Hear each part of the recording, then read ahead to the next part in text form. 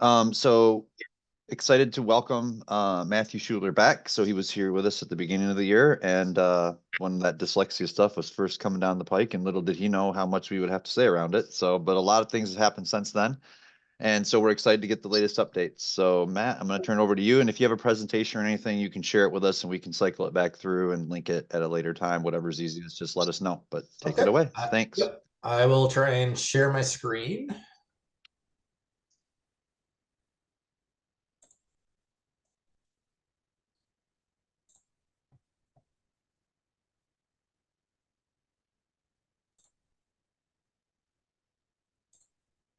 Can you guys see that?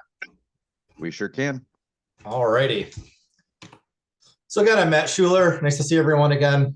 I represent the superintendents in the state, and there's my contact information. I'll send these slides over to Mark when I'm done. So usually I kind of ignore federal stuff, but unless you've been living in a cave, stuff coming down from Washington has been hot and heavy. So I'm going to start by going through what I think I know, which frankly isn't a lot, but I know there's just been a lot of noise. So I'm going to take up the first few minutes talking about that and try to answer any questions. We have a National Association, ASA, so it's the national version of the Superintendents Association, and they have lobbyists right in Washington, so they're doing the best they can to give us the information, and then we're reading it and then trying to understand it ourselves. So this slide used to be 8 slides when it first happened a month ago, and I had like a 5-page update on this whole federal grant funding freeze. And then it kind of turned into kind of a nothing burger, although we're still not sure. But I'm going to briefly go over what happened again about a month ago. So a memo came out from the budget office of the White House referencing prior existing executive orders and stating that all federal grants and programs and spending was frozen. And that caused about 48 hours of panic everywhere, including in our space, of course. At first, there was no clarity, there was no guidance, so we had no idea what was going on. There were a lot of rumors about portals for Great Start being down and stuff like that. Long story short, a bunch of different groups sued, and a federal district court granted an injunction basically saying that they could not implement this freeze. And then soon after, the White House rescinded the memo. And then a half hour after they rescinded the memo, the White House press secretary said, well, we're rescinding the memo, but that doesn't mean that the freeze is rescinded. So that caused a lot more confusion. But as of right now, we believe that there should be no active freeze of current federal dollars. And current year title funding should not be impacted, even if the freeze somehow did come into effect. Because long story short, those dollars are kind of immediately turned over. There's no lag, so those dollars shouldn't be able to be captured by any sort of executive order. Also, the budget office sent out another memo a day after, explicitly stating that Head Start was excluded from the freeze. So again, even if the screen tools from the essential literacy, and then there's we were just looking at them the other day in the PD group. Yeah. There's 4 of them. There's 4 different ones. Okay. So Head Start, if there was a freeze, which again, there isn't one, would be excluded from the freeze. We're not clear about school meals or impact aid. Those were 2 areas that there's more of a lag time and that they weren't explicitly excluded. But again, for now, we don't believe there's any sort of funding freeze, at least from that initial memo. Now, that's not getting into what's going on with the DOGE stuff and all of that. And also the budget reconciliation process. I'll talk a little bit about that after I go through the executive orders. But again, that initial panic from a month ago should not be an issue. Any questions on that before we get into executive orders? All right. Okay, so I'm going to try and go through this pretty fast, and I'll probably just let you guys read these. But before I really go into it, I do want to just say a few things. There's a lot of confusion around executive orders and what actually they are. If you read them, you would think that they are brand new law, has the force of law, and that whatever is said in those are going to be done. It's really a lot more complicated than that. Executive orders, they're not law. They're supposed to really, in a perfect world, or kind of a world how they're supposed to work, they're supposed to give guidance to federal departments on existing federal law. Now, as I go through these, I think there's a lot of legal arguments that they go beyond that, which is why you've seen a lot of these already being challenged in court. But just keep that in mind when I go through these, that even when they say things, they can direct departments to do stuff, and they're doing that a lot here. But that's still subject to judicial review. It's still subject to the idea that the executive branch can't just make brand new laws. So the first one is expanding educational freedom. I'll let you read kind of the details on this. I think I have 2 slides. Nope, just 1 slide. So I'll let you read that. But basically, think of this as kind of the executive order around vouchers. They call it school choice, but it's really about directing the department to look at how they can support vouchers.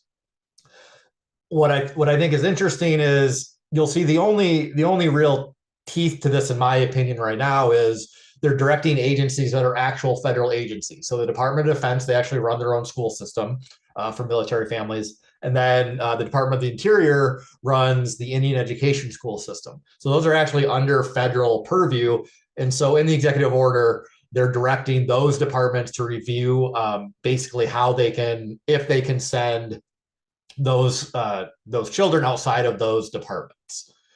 So when you hear this, again, I'm not too concerned about the actual content of this order. I think the thing that, at least from MASA's perspective and AASA's perspective, that we feel is going to be very problematic for public schools is we are very sure that there's going to be legislation in Congress to try and make a federal voucher program. That's, when that gets introduced, when that starts moving, that's when we'll start kind of talking to our members more about the potential impacts. But this executive order in and of itself, frankly, I think is more of a messaging thing. Okay, this one is a lot more worrisome from my perspective for a few different reasons. So the title of this is Ending Radical Indoctrination in K-12 Schooling. So as you can see, it's a messaging document, clearly, but I do think there are also some things to be pretty concerned about as far as potential impacts on your districts. So the order directs the Secretary of Education, Secretary of Defense, and the Secretary of DHHS in consultation with the U.S. Attorney General to come up with plans within 90 days. Now, again, come up with plans within 90 days. So this is not at least blatantly making brand new law. I'm just going to let you guys read that for a few seconds. I'm already sick of hearing myself speak.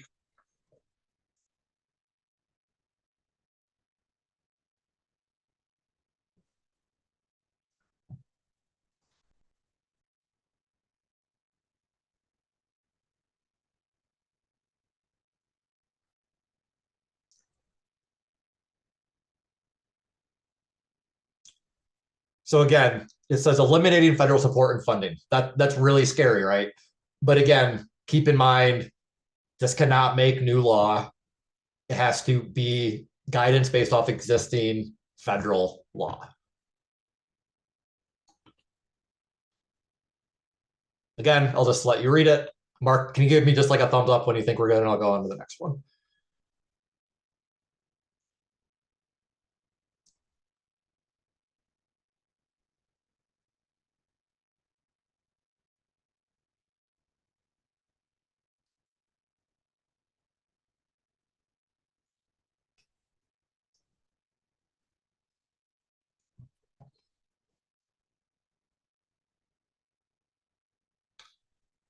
All right.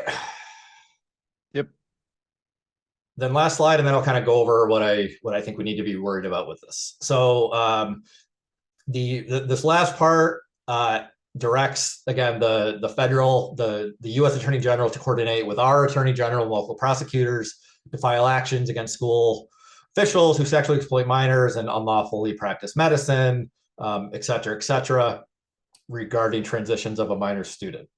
Our Attorney General, Dana Nessel, very quickly after made a statement basically saying don't listen to this. There has to be a state law for me to do anything, don't pay attention to this. But again, I mean, it is very concerning on its face. And then the last bullet point, and there's a lot more to this in the order, but I just summarized it. In Trump's first term, there was something called the 1776 Commission, which was all about promoting patriotic education. And the last part of this order seeks to basically reinstate that. Again, not really clear how they would do that. So that's a lot. And I think that a few things. One, I would expect first, again, all of this is kind of in a 90-day timeline. This is directing the agencies to come up with plans. So right now, we don't believe anything specific is actually happening based on this executive order. So I don't believe there's been any lawsuits filed, because to file a lawsuit, you need to kind of show harm. I would be shocked if, when the 90 days doesn't expire and the departments come up with plans and try to begin implementing any of this, I would be shocked if there weren't federal lawsuits filed immediately to get an injunction on this. That said, I do think, from my perspective, the biggest short-term concern with all of this is, frankly, I think the chilling effect that this could have just on schools, as far as reviewing all of their programs, all of their websites, all of their language, worried that they're going to get caught up in this. Our federal lobbyists believe that this is kind of, it's kind of an oxymoron, because, as I'm going to talk about later, they also talk about eliminating the department and gutting it. But we think one big concern is that the Office of Civil Rights is going to be getting a lot more complaints based on this executive order and the administration's definition of gender, and on all of this. And there's going to be more complaints directed at schools, and schools are, at the very least, are going to have to go through more OCR investigations. Again, kind of leaving the legal effect of this order aside, the messaging is pretty clear on what they're trying to say schools shouldn't be doing. One example that I was asked by a member that I don't have a good answer, but if you strain, I think you could see it, is the Attorney General part about filing actions. It says, otherwise unlawfully facilitating the transition of a minor student. I think you could argue that if a teacher or an employee uses a pronoun and a parent doesn't like it and makes a complaint, could you argue that that falls under facilitating the transition of a minor? I don't think it does, but I think that's the thing that people are going to be very, very concerned about. I'm already getting a lot of questions from my members on, what do we do about our diversity programs? What do we do about our website and our language? I don't have a great answer. I think that, and again, this is what I'm telling my members as superintendents, is I think you should review everything, and without going too far and, just completely destroying all the work you've done on this, I'll be honest, if something just says DEI, that's probably going to at some point get flagged by someone, at least under this new reporting regime, as I see it.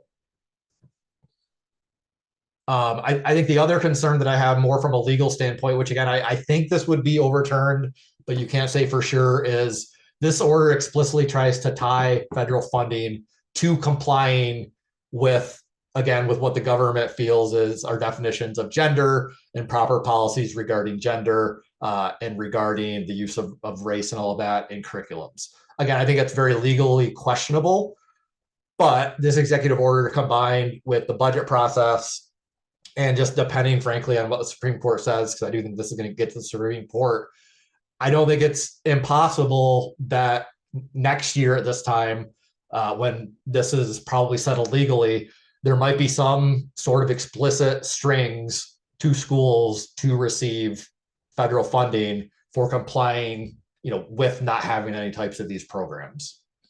I don't think that's something to worry about in the next week or two, but that's clearly what they're trying to do. Related to this, I don't cover this in my slides, but there are kind of friendly groups, and by friendly, I mean they're friendly to kind of this movement that this executive order is seeking to do, that are already filing lawsuits that are claiming a very different definition of gender than what the courts have used since 2020. It's a very disingenuous legal argument. Again, I would hope it wouldn't hold. But one, you never know what a court's going to do, especially now. And two, going back to my previous point, it's my opinion and the opinion of the people much smarter than me that work in Washington that, again, those court cases are really explicitly designed to have a chilling effect and scare school leaders into, just not doing anything that could remotely get them involved in this type of thing. Any questions before I go on to the next one? I know this wasn't related to state reading stuff, but this is kind of the most important stuff that we're dealing with right now. I think it's the next slide. Is there something about FERPA on there or? Yep. Can you talk about that second one a little bit? I'm sorry. I'm struggling with that a little bit. So this is basically, I see it as the parental rights provision of the executive order. So based on schools' interference with a parent's statutory right regarding curriculum, records, physical exams, surveys, and other matters under PPRA or FERPA in violations of Title IX. I think this one is pretty, I don't think that out of all these clauses, I don't think it really says much of anything. Again, this can't make new law, right? So if you're complying with FERPA, you're complying with FERPA. I think it was the Title IX part that threw me at the end. And frankly, and that's where, getting back to the court cases on gender and the guidance they're already releasing on Title IX, I think that's where the biggest, that's where I see the legal tie between what they're kind of trying to tie strings to with funding. They're trying to tie that to Title IX because that is a law. Now, again, I think their interpretation of it is very strained, but I think that's what they're trying to do. Thank you.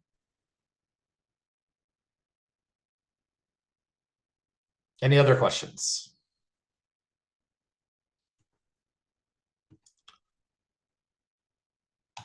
Okay. All right.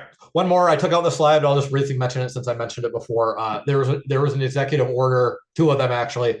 One basically seeks to get rid of the Department of Education. I know that's been in the news since the election. Two things. One, I do think they're serious about gutting the actual department as in staff. I mean, you're already seeing that with other governmental agencies. I think that is very likely going to happen, and that could have serious impacts on just being able to access grants, them working with MDE and all of that. I don't think they're going to actually get rid of the department for a few reasons. One, as I've just explained, they're also empowering the Secretary of Education to do a lot of stuff. So I don't think they're going to get rid of her. Also, to actually get rid of the department, it would need to be an act of Congress, and that would need to pass with 60 votes in the Senate, which I don't think that's going to happen. Also, frankly, it's not politically popular right now. And I think they probably think that they can get a lot done, what they want to get done without actually getting rid of the department. But there is that executive order. Again, I think we need to be concerned about the gutting of the department as far as just having the capacity to deal with real issues, but I don't see them actually getting rid of the department. And if they did, it wouldn't get rid of the funding, and that's the big thing, right? It wouldn't get rid of any of the title funding or any of the programs. Someone else would have to administer it. So, and then the other one that, again, it is already having some real life impacts. As I check the news, there's another executive order on men's and women's sports, explicitly stating that using their definition of gender, the men cannot be in women's sports. There's already a lot of political pressure on MHSAA to stop they have a waiver process for those situations. I believe I read there were 2 waivers granted out of over 50,000 athletes last year. So those are the other 2 for now. It's slowed down a little bit. But again, I think the indoctrination one that I spent the most time on, that's the one I think to be most concerned about, because I think it's very clear the legal theory that they're trying to do, and even if they're ultimately unsuccessful, I think you're already seeing it have a chilling effect.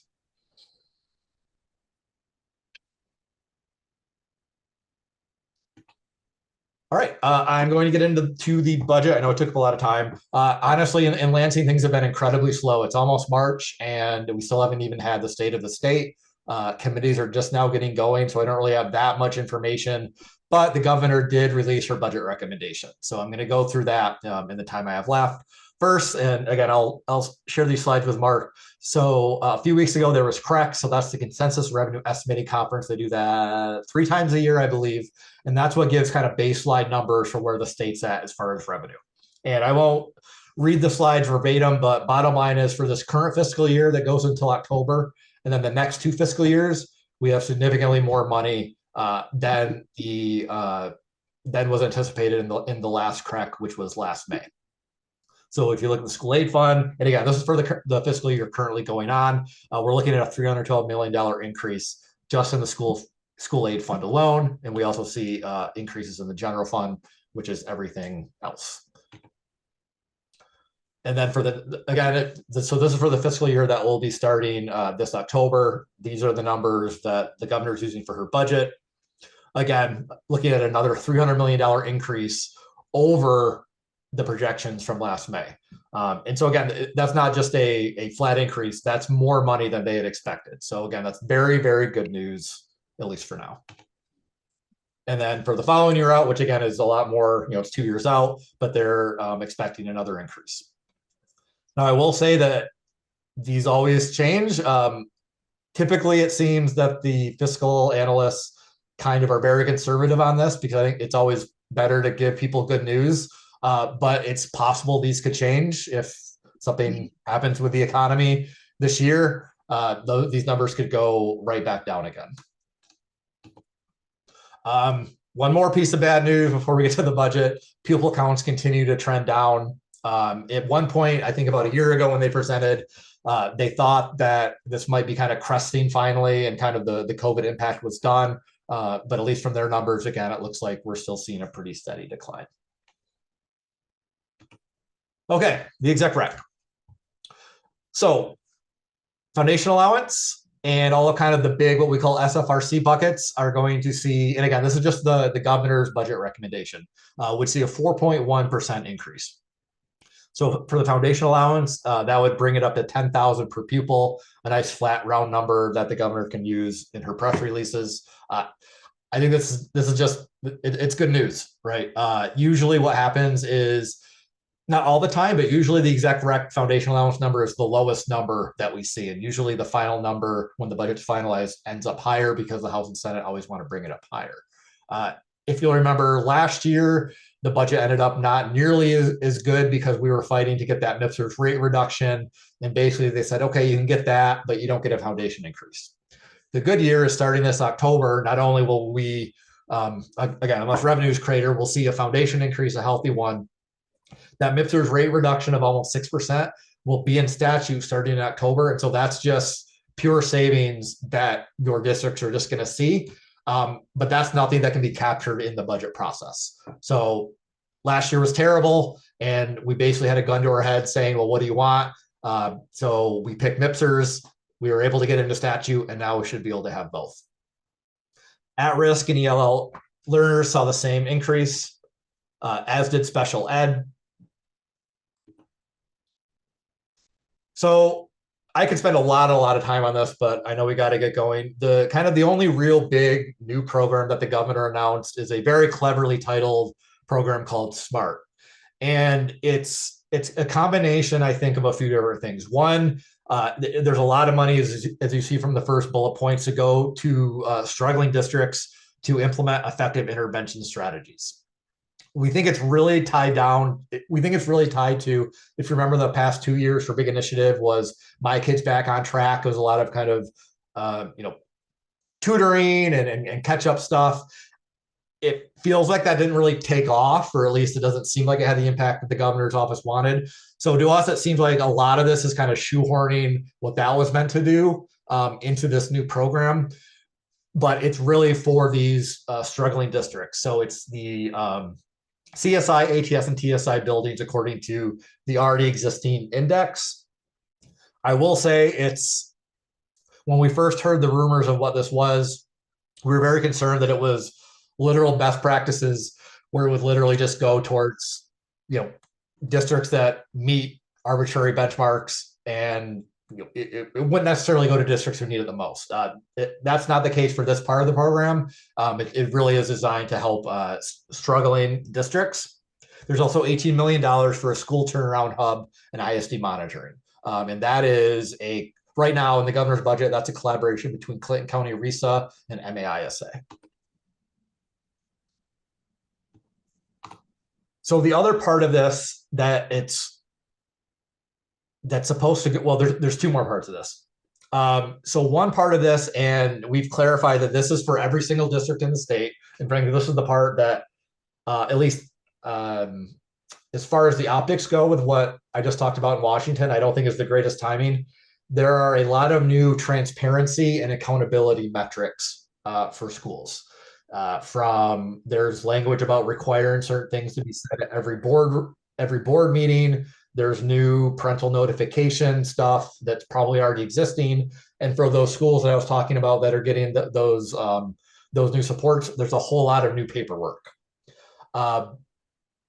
Again, intentional or not, I would argue that our public schools are incredibly transparent and accountable, and kind of putting this as her new proposal when we're dealing kind of with the rhetoric from the federal side isn't incredibly helpful. The other part that, again, frankly, I think we have really serious concerns with is there's intent language for the following fiscal year. So it's, don't worry too much about it because it's just intent language.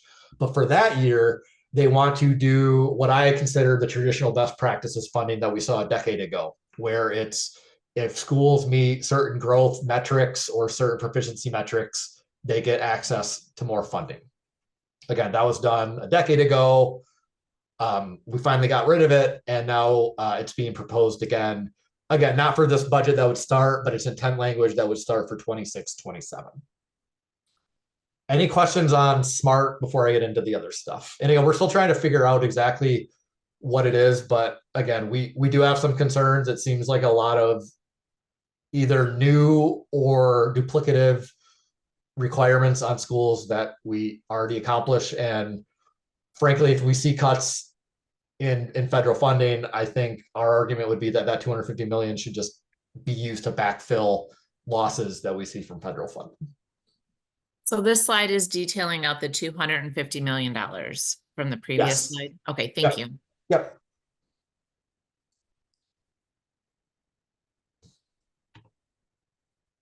Okay, I'm going to skip to 35A, which I assume you guys want to hear about. So overall, she's proposing a $23 million increase, so $106 million total. She's seeking to increase the number of literacy coaches per ISD from 2 to 3. She's also increasing $20 million for districts to provide increased instruction time to read at grade level by 3. Also, she would keep the $10 million for letters, but in a change, which we don't know why. We have a meeting with the budget office on Thursday. It would change it from the department administrating it to an ISD identified by the department. We don't know if they have an ISD in mind.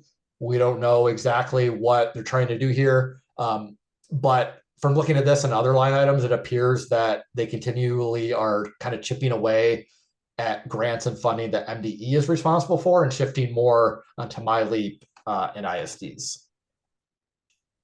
It also modifies the distribution boilerplate.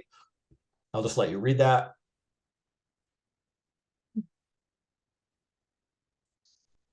Sorry, these slides are messy. I put them together yesterday. I think I have some repeats in them. And if you have any more specific questions, I can send Mark some more information. Again, this is just the exec rec.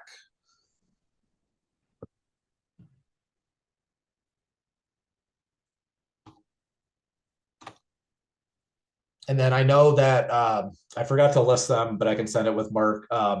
Other kind of related line items in this section were retained, the Dolly Parton Library, other programs like that. So they weren't cut, but they weren't increased either. So honestly, it seems relatively status quo in this section with some increases. And again, the one that I noticed was for the letters program, they changed to an ISD.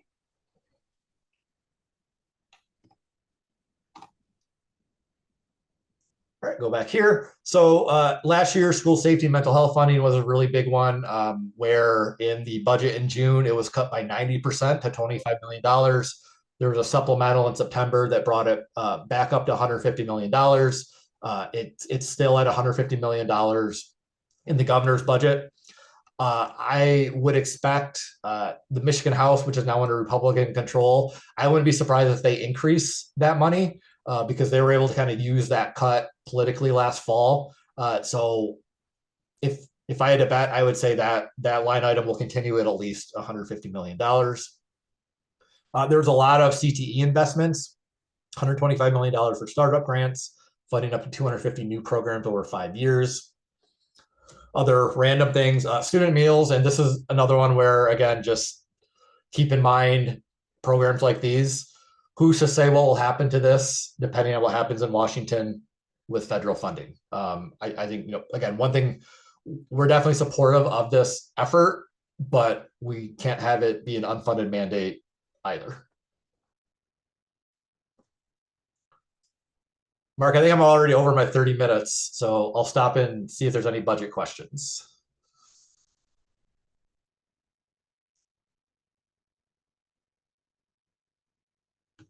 Anybody with additional budget questions?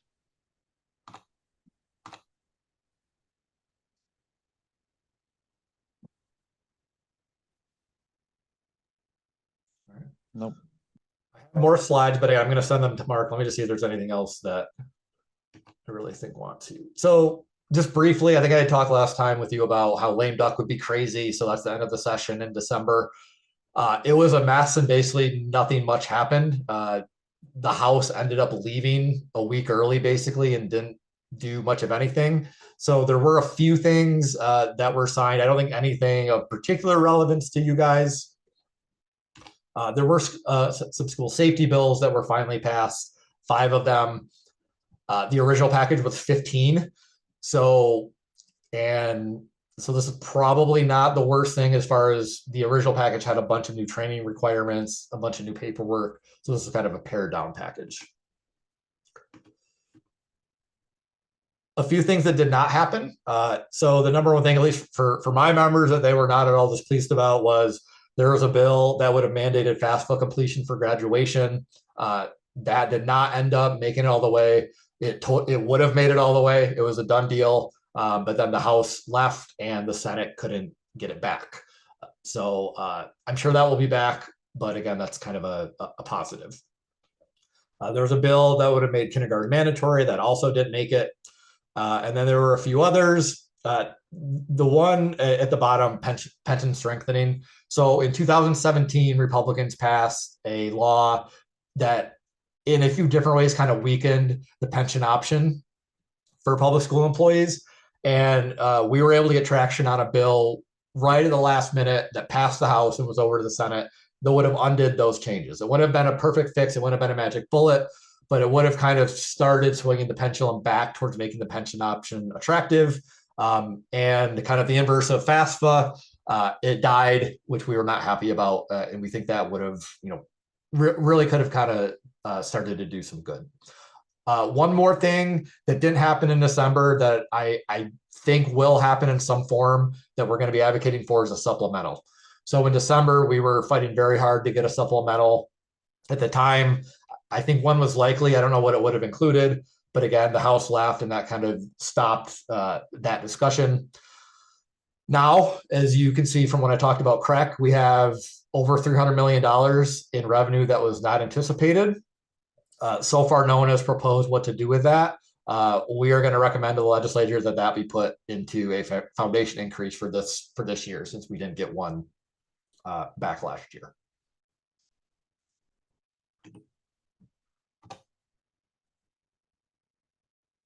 Okay, last thing, because I know it was so popular last time. The MIPSR's 3%.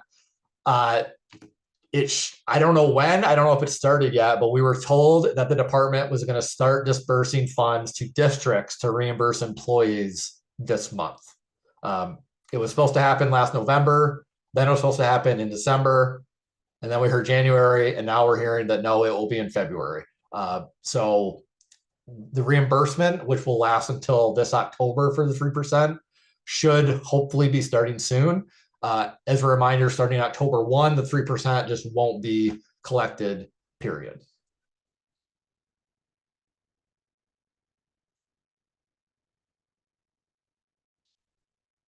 And that's all I got. I can stop sharing and take a few questions.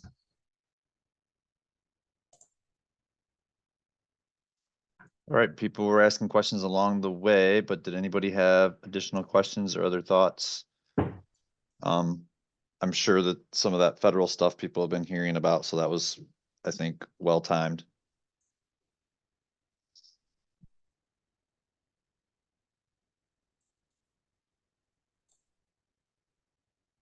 All right. Okay, thanks, Matt. If you don't mind sending the PowerPoint things our way, always appreciate the way you put things together and have the slide decks out there for us. So thank you very much, and we'll be in I'll do touch that for right now. next year. All right. Thanks. Take Bye. care. Thanks. Thanks, Mark. I just want to remind everyone too that there is